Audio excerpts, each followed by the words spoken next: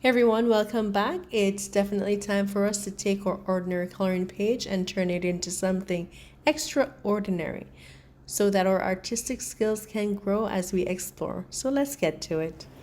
Alright, I'm using gouache cakes to create this page, and I just felt like doing this pop manga just to spice things up, like step away from the markers and to add a little bit of a flavor by doing this piece using the gouache cakes that I have hanging around.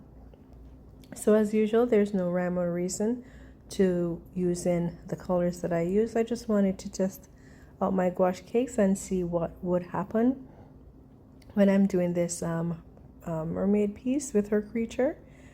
Somehow I couldn't find which tail was which. That stumped me for a little bit. I was wondering if the tail on the left, if that was the creature's tail, or the tail on the right, if that was her tail.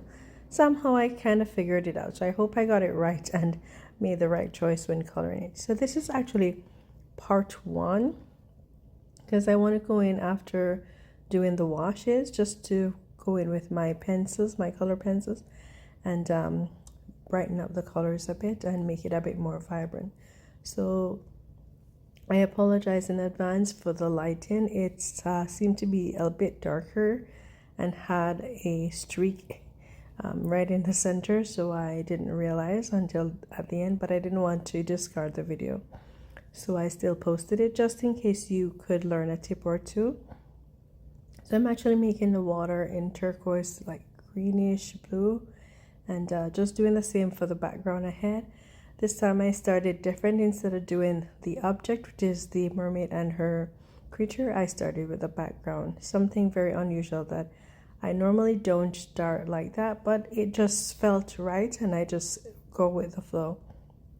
So with this, I hope you enjoy the piece. I am going to try and do part two so you can actually see what colored pencils I use just to give it a more vibrant color.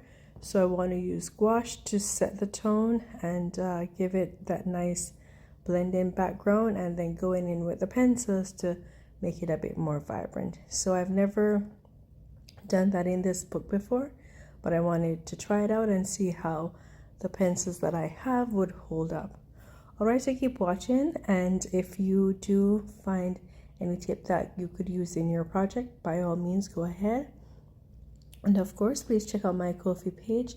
I have done a bookmarker for you that you can download. And if you see anything that you like that you want to support me by purchasing, go ahead.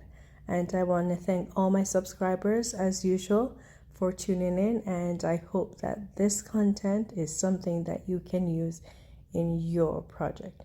All right, ciao, ciao. God bless, and see you in my next video for part two.